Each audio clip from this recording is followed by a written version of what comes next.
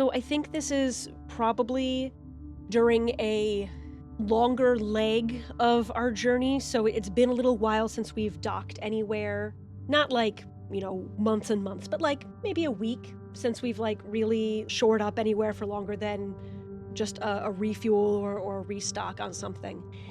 Since we've described that the enemy's becoming more active, we've probably been bouncing from skirmish to skirmish, occasionally popping in to help where we can, but we're still mostly focused on getting the pieces of what we need to end this. We pop in because it's hard to save the world when it's been destroyed.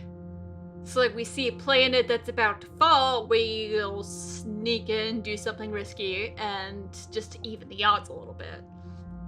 So I think it's been a little kind of quiet on board for a day or two, and I kind of imagine Daxton approaching the captain while she's looking out on observation deck of some sort, like she's kind of like surveying things, like taking a moment to herself, and Daxton very kind of slowly comes up and just stands next to her, quietly observing for a moment, and then says, for all the millions and billions of stars there are out there, I can only imagine that there are that many millions of billions of outcomes for what it is that we are trying to accomplish here.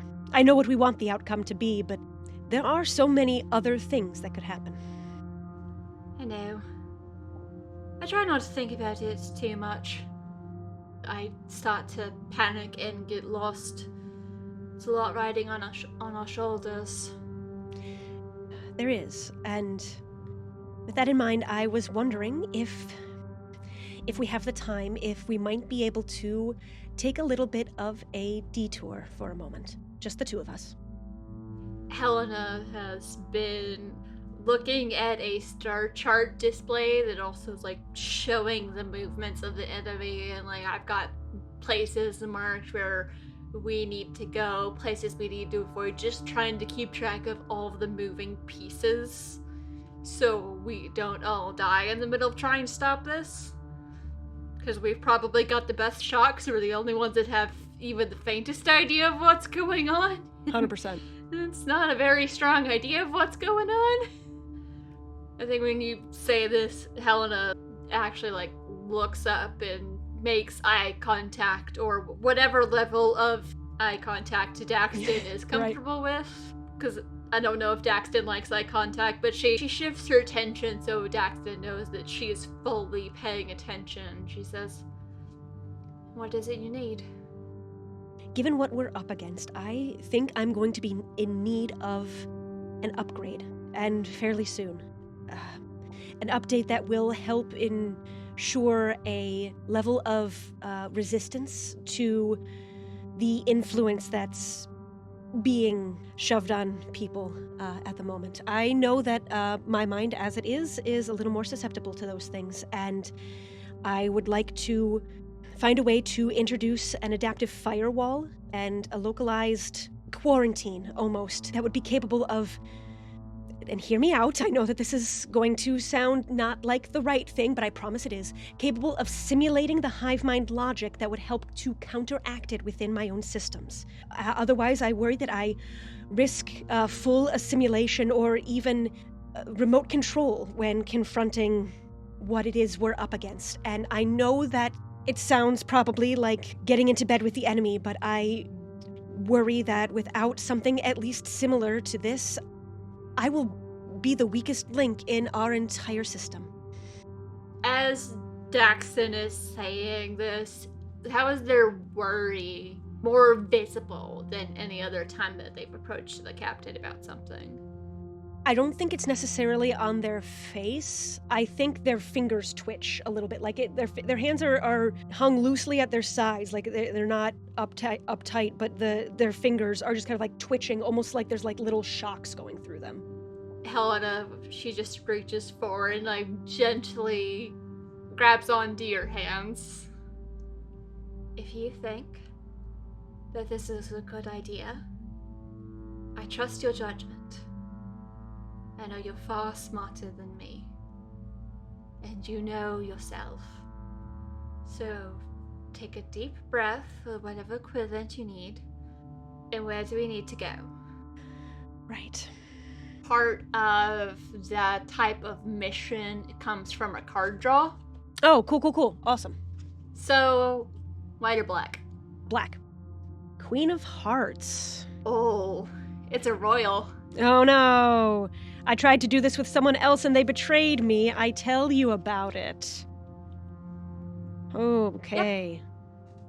Fun fact, the other one was also a royal, so it was good. Would have been either way.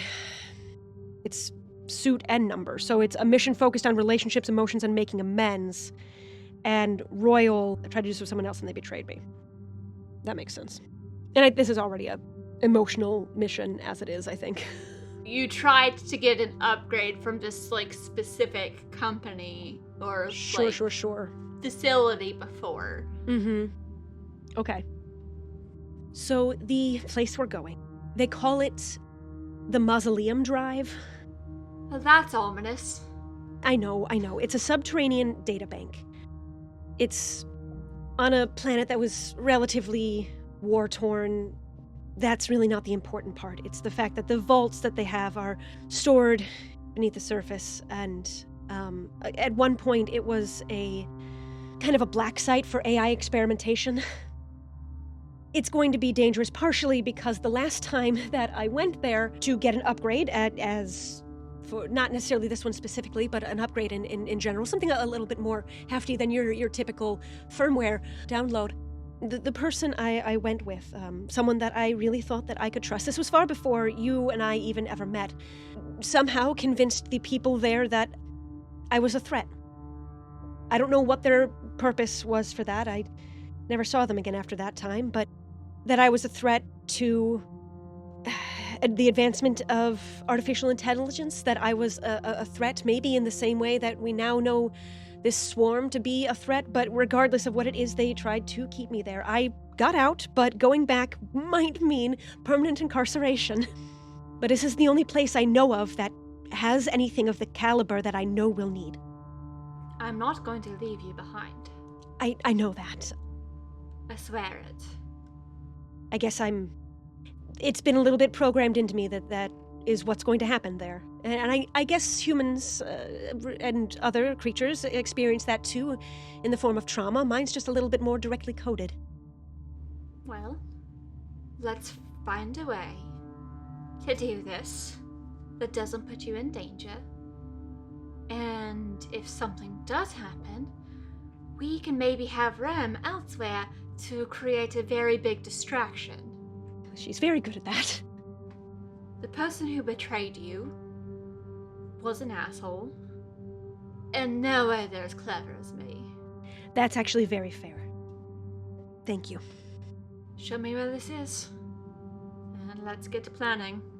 Daxton reaches over at the map that she's been using and kind of like zooms in on one place and like taps in the coordinates and gives the information for where we'll be going and what path we'll need to take and all of that. I don't think we'd be like going directly through fully enemy controlled territory, but there's some enemy infiltration. We're gonna be skirting a little close. Mm-hmm. We need to prepare for the mission, but I'm distracted, so I'll choose an option and you will answer the question. We spend some time together, and you finally see how much time has changed me.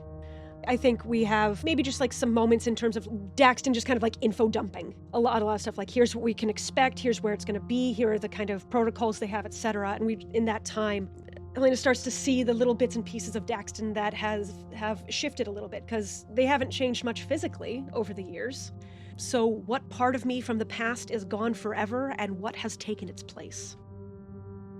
I think before Helena and Daxton met, because like when we first met, Daxton was still very hopeful and trusting and rose-colored glasses, but they were even more so before this happened. It's when this happened with this betrayal that is the first time Daxton ever really fully experienced betrayal. You might have been like aware of the concept, had people like mislead, but this is the first like really big someone broke your trust in a big way. And that's when you started to develop sort of your anxiousness, second guessing. They took a perfectly good robot and gave it insecurity. Insecurity and anxiety. I feel like Daxton has been adapting and learning to cope with it, but Helena's starting to see just how deeply that's become rooted in your programming. Mm-hmm. As we're talking, she tries to say and do things that can start counteracting or maybe reframing it a little bit.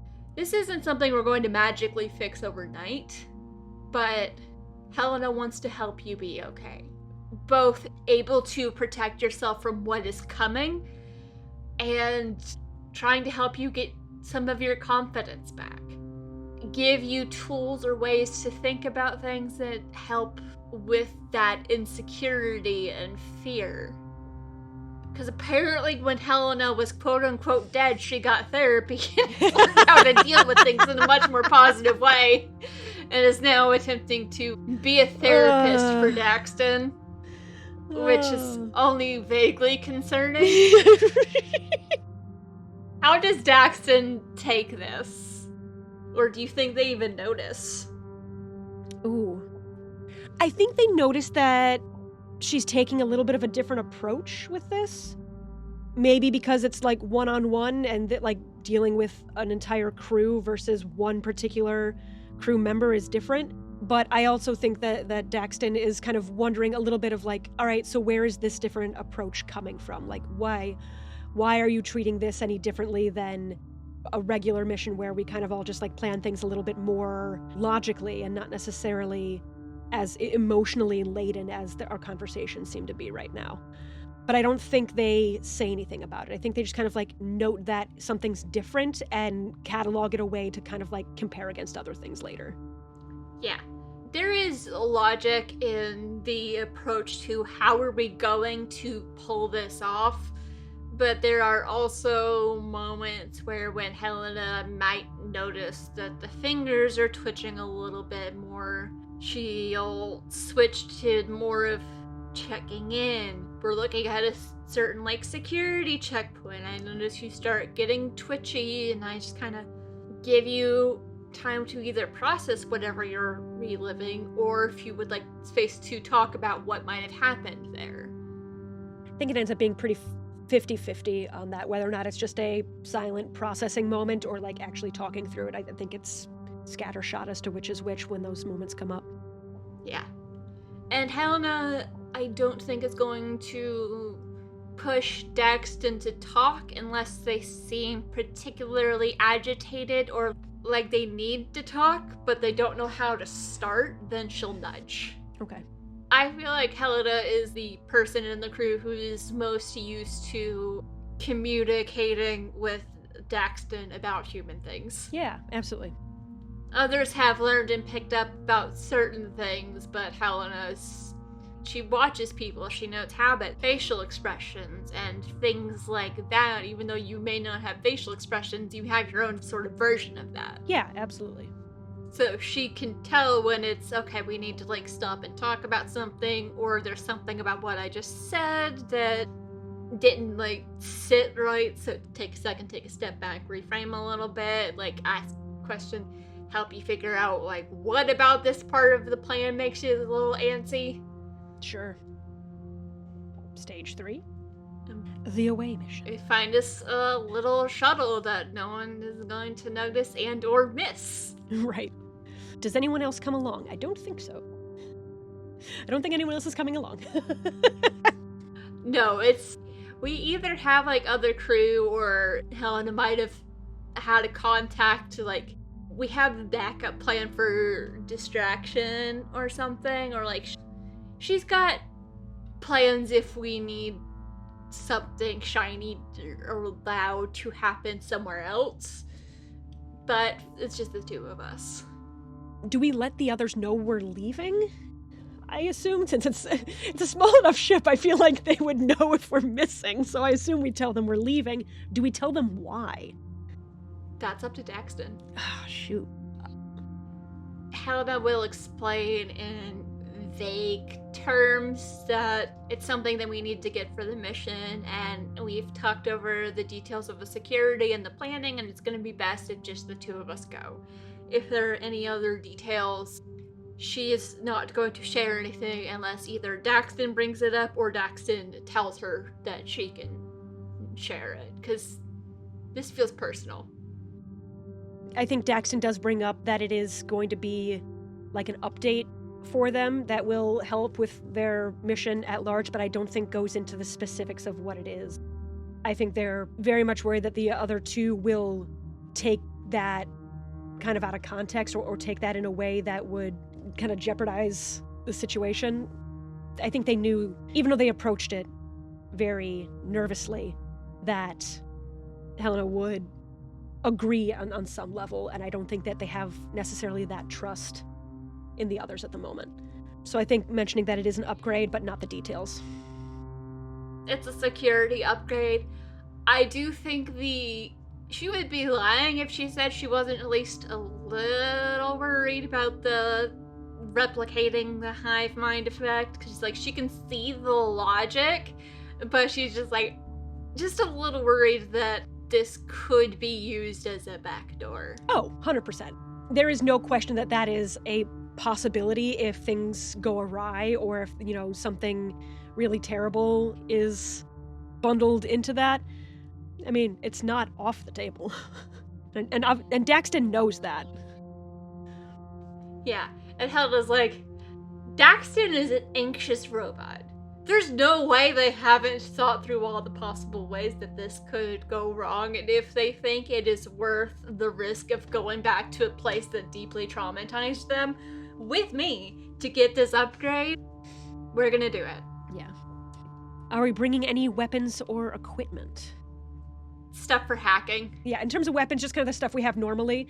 But in terms of equipment, I think we bring a lot of hardware stuff. Like, I'm imagining just like the box of cables and dongles, and like in case you need to hook into anything at all possible.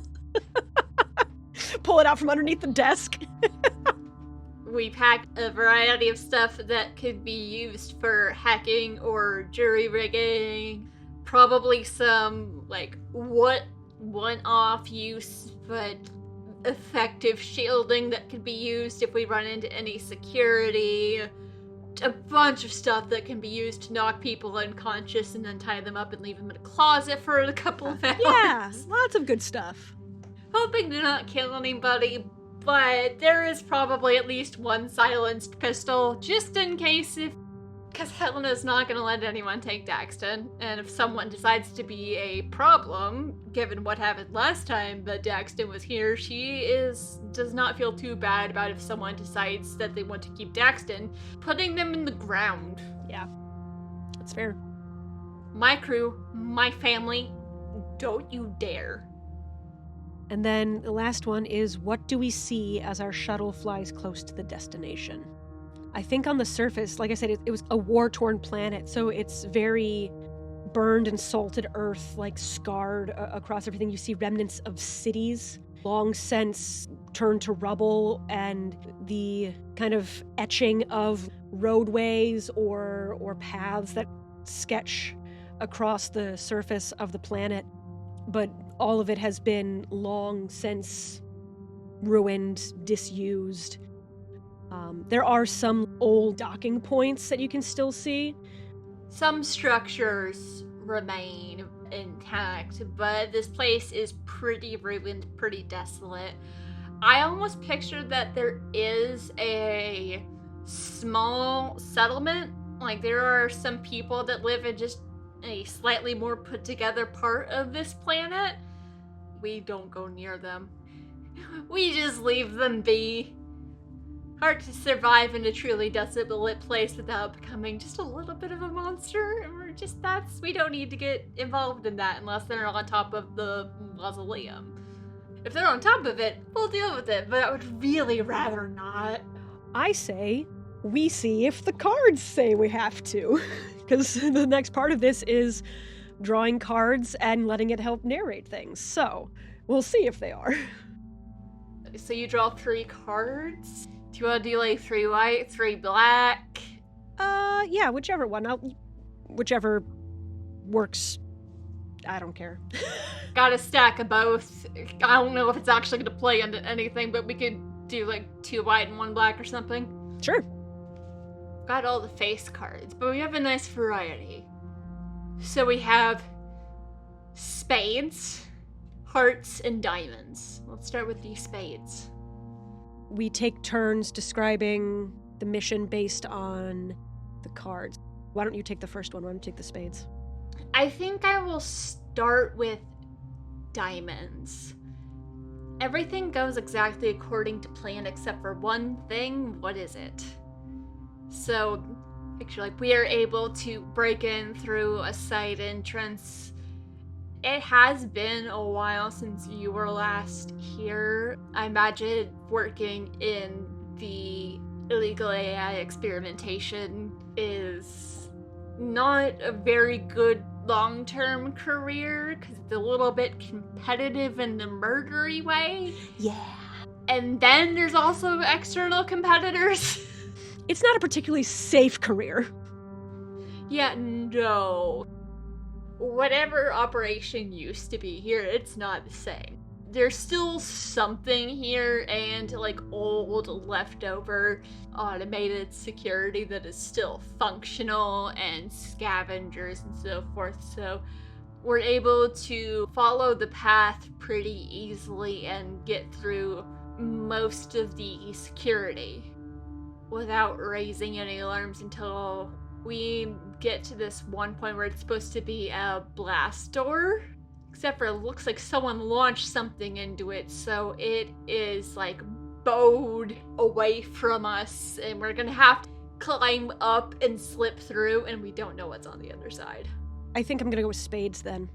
We are able to get up and over this damaged blast door through your very stereotypical like ventilation shaft kind of situation. Have to crawl through a vent, end up in like a parallel hallway, but we can still get to where we're going. We just haven't super duper studied all the security in this area. Right, and because we haven't super duper studied all the security in this area, I feel like we round a corner at like straight into a security block. Like there is a guard station.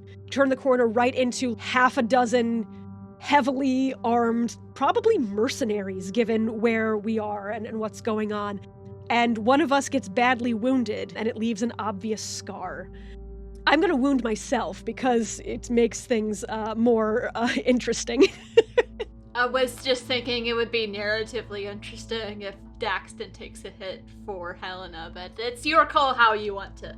You've got an idea. You go. That's exactly what I was thinking. Like that, it was we kind of round the corner, and like Daxton grabs onto you and like shifts you behind them, so they take a blow to the back. And you hear a energy burst of ray pistol or rifle or something like that, and smell. It's not like the smell of burning flesh, but almost because it's like synthetic, almost like burning rubber and an electrical fire with the impact that hits Daxton like right in the back, and it just kind of like starts melting the exterior of their android form off. I think at this point, like that obvious scar is going to be like the synthetic tissue that's there just will not ever adhere again. So there's just a big open exposed part to their back at this point that will be there forever. Daxton reacts before Helena can, but the second she realizes Daxton's been hit, it's immediately whipped back around the corner, push them down on their back so if there's any fire, it'll get like snuffed out and be like, are you all right? I think Daxton got hit just below or just to the side of their right shoulder blade.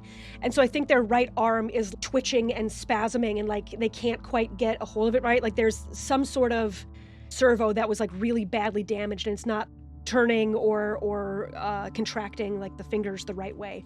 I'll be fine. We'll need to do some adjustments when we get back. But until then, I think my arm is pretty well out of commission. I toss you all of our medical supplies and then whip around the corner and focus on taking all of the mercenaries out, giving you the command. Patch yourself up, whatever you need. If there's any movement coming behind us, let me know. And I don't stop until they're all incapacitated or dead. 100%. I think Daxton, looks through the medical supplies and at first realizes that, a good 2/3 of it have no use to them. Helena would have made sure to bring android medical supplies. A lot of medical supplies are more for organic forms, but eventually does find a few things that will at least, keep the burning from, spreading at all. It won't fix necessarily the problem. That'll take time and precision, but is able to slap on some sort of patch that will essentially stop the electrical transmissions to their arm, so it's not twitching and spasming and becoming a problem they can't control. It fully just immobilizes it. Stick straight, cannot use it. It's more of a stopgap than it is a solution. Because this is triage here. Yeah, your arm is not going to be spasming because it is not going to be doing anything. It's not going to do anything. Yeah. I think that leaves hearts to you then. Finally leave behind her shared capacity to let go or hold on. Mm. What is it we're letting go of? Because I remember when Helena recruited Daxton, Daxton was not thrilled about being Helena's conscience. You are a lot more than that to her. That's just kind of one of the things that she said. What if Helena ran into Daxton not long after they escaped this place the first time? Okay. But she doesn't realize. You were in a pod or something, or someone else in her crew found you, or just somehow, and then she basically took you in because she realized there's something a little different about this one. Once the problem has been taken care of, she immediately turns her attention back to Daxton. It's just check the patch. And it's you didn't have to do that for me, Yes, but my internal structures are far easier to repair by many people, as yours require quite a bit more. It is easier to find a mechanic than a surgeon. I understand that, but you understand that your life is important. Your life, your livelihood, it's important. It matters to me. I don't want you to fall into thinking you're just some useful thing. You're my friend. There's something very interesting about that. Me and my kind, we are programmed to experience a certain level of emotion and understanding and empathy, connection, camaraderie, companionship, etc.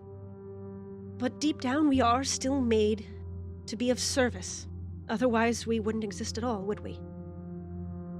I came to you at a time when that was even more fully ingrained than it might seem now. I've learned to deprogram some of that from myself over the years, but that's not anything I've ever truly been able to leave behind. I don't know what it would mean if I could. Maybe that's something we can figure out together. Perhaps yes. I think in this moment, though, Daxton does choose to hold on rather than let go. I think there's something just too deep-seated in them to let go of that kind of service-based attitude in this moment. Yeah, it's a little too... Also, we're kind of in the middle of trying to save the world. Right, yeah, all that crap, too, I guess. Before we continue on, I think Helena just says, I'm glad I met you, Daxton. It's been an honor to see how you've grown. And I look forward to seeing what kind of person you become. I'm very glad you added that last part, because before that, it was sounding like you were about to say goodbye. Oh no, we need to get your upgrade. Right. If you see anything else interesting in there, well, while we're at it, 'cause I think it's just down this hallway. If there's anything else you want to take while we're here, go for it. I can cover however much time you need. I'll see what they have available. All right, let's go. Of those 3 cards, which one was the highest? They were all royal! Dang! Okay. So the mission is a success. How does it go better off than we hoped? How does it inspire the rest of the crew? I think we definitely get some more stuff here. So Daxton gets the upgrade that they need. I think maybe we find the parts to help fix their arm as well. Again, the scar will still remain. I feel like whatever it was, like, the synthetic skin will just no longer takes to that part of their build. So, like, that's there, but, like, we get the parts to, like, fix the arm and make sure that everything's functional again. Oh, what else could we use? Do we need any, like, stuff for the ship? Do we find a weapon? Do we find information? What if we find something that can be used to intercept and decrypt communications? Yes, I love something that we could use to basically, essentially, like, listen in on and maybe, like, occasionally confuse the enemy. We have to be careful with how we use it offensively because they'll notice and adapt. Right. But we can use it, and so I had the thought of that there was a way to, like, inoculate yourself against enemy control. What if we find something like that? It won't work for every single person, but maybe we, like, find the start of something. Something that we could continue to develop? Yeah, or, like, something that can be used to, like, detect if the enemy has a presence in someone, but the inoculation idea. Yeah, I was gonna say, I like kind of almost like a scanner idea of some sort, or like an identification code of some sort to, like, figure out, like, oh, are you being affected in some way, or is this actually the enemy? Maybe it's like a little bit of both. It's not perfect and, like, it struggles with certain people, but something that could potentially be used to determine. It's not a wide-ranging scan. You have to, like, point it at someone and scan them thoroughly to tell if there is any enemy presence. In the inoculation, maybe it's like kind of like a flu shot thing. Okay, it could wear off eventually, and a new strain might still get through, kind of deal. Yeah, but it is the start of something that we can continue to use and build upon. Although, just the four of us, we might need to feed this information to other people. Yeah, that's fair. Cool. And I think it's pretty obvious then how that can inspire the crew at that point. That's a pretty big step forward in giving us a leg up on the situation. Stage 4, debriefing. Okay, so this is after we're back on the ship. Yeah, so we've gotten back on the ship. Maybe we're waiting for the other two are, like, busy with projects, so we're just, like, taking some time to debrief and go over what we found. Because when we start getting into the techno babble, Ram and Johan we're just gonna go this way.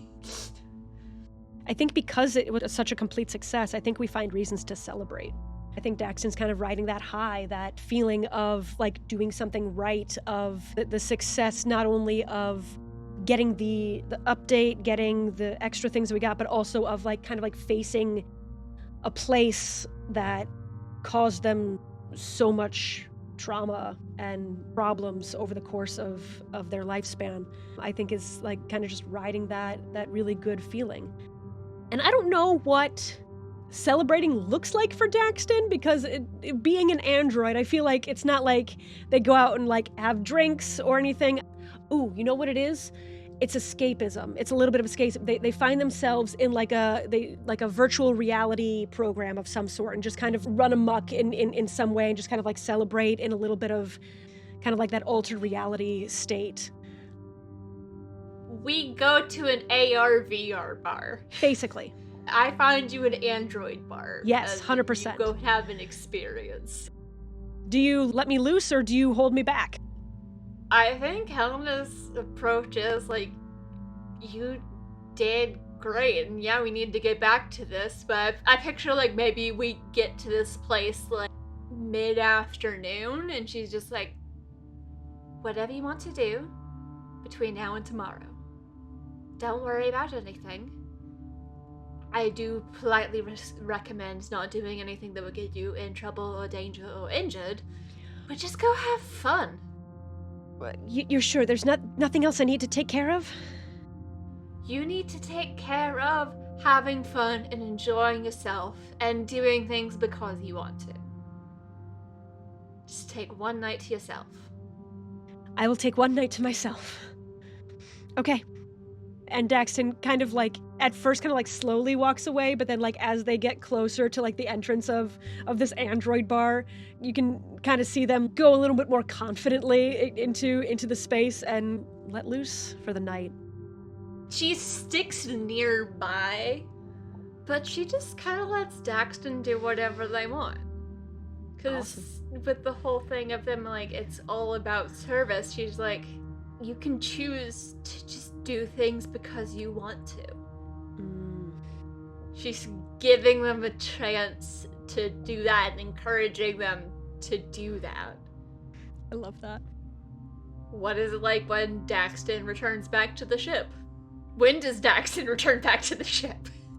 I think late kind of situation. 2 a.m, something like that. Eventually, comes back to the ship, and next morning, I think has what does an android hangover look like? Maybe something kind of like whimsical and giddy almost. Ooh, okay. I'm picturing it would either be like you're still kind of riding the high of whatever virtual experiences you had, or you're just kind of like settling back into the world feels like a little bit dull, so maybe you get like kind of distracted by things that are like shiny or bold colors or noises. Yeah. That come down is weird, but I don't think it would be too bad considering this has just been like a one night thing, but it can be so easy to get addicted to that. Right, for sure. I feel like there's almost kind of like in the process of also getting like distracted by things, there's almost like a desync of things. Audio processing is a little bit off, or what Daxton is saying like doesn't quite match up with like the conversation that's being had. They have almost like a delay in things. And in that delay, they're often also then like getting distracted by like the blinking lights in the corridor and trying to like almost make sense of like what's real and what's not in some situations. Light is real. Helena, Captain real. Good. So like just acting, like you said, kind of whimsical, a little childish almost, a little bit systems kind of lagging almost. And I think by the time mid-afternoon like kind of rolls around, it's kind of faded and they're acting quite a bit more what folks would expect, but it does take like half the day. Yeah. I feel like it's kind of amusing. Oh yeah. How that gently encourages you to go hang out in your little hydroponic garden. Yeah. And I feel like everyone just kind of like stops and watches you marveling at colors. Yeah. Have you smelled this flower? As you're just smelling grass that just smells like grass. Yeah, pretty much. And Daxton stoned. Yeah, more or less. I think that's a good place to leave them. That's great. Yeah. That's awesome. I love that. You eventually kind of like settle back in and maybe find a couple not nearly as intensive but still mildly entertaining like VR sims that you can step into. It's less of getting like fully mentally plugged in or like in a holodeck and more like the VR goggles that we have in real life. Stuff like that, but Helena got you a couple. Love it. In case you just want to just kind of like take a break. I think that's great.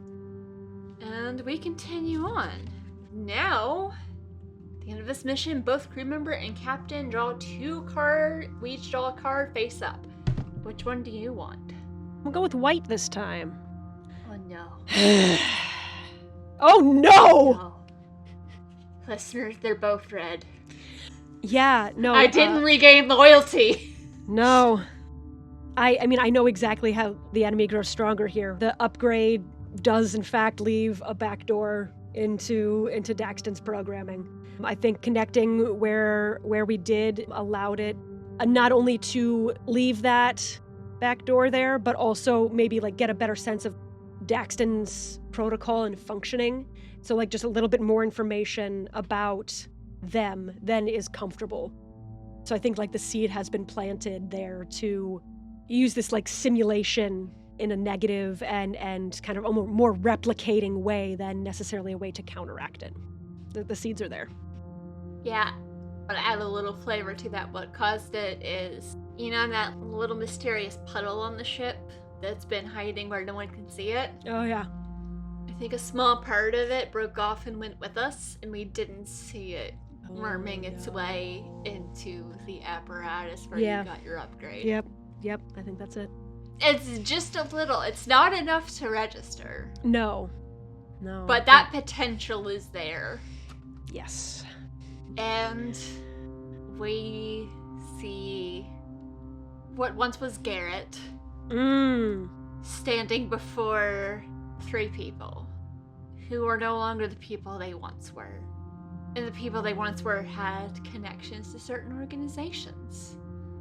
Garrett gives them orders to deliver invitations to their previous employer.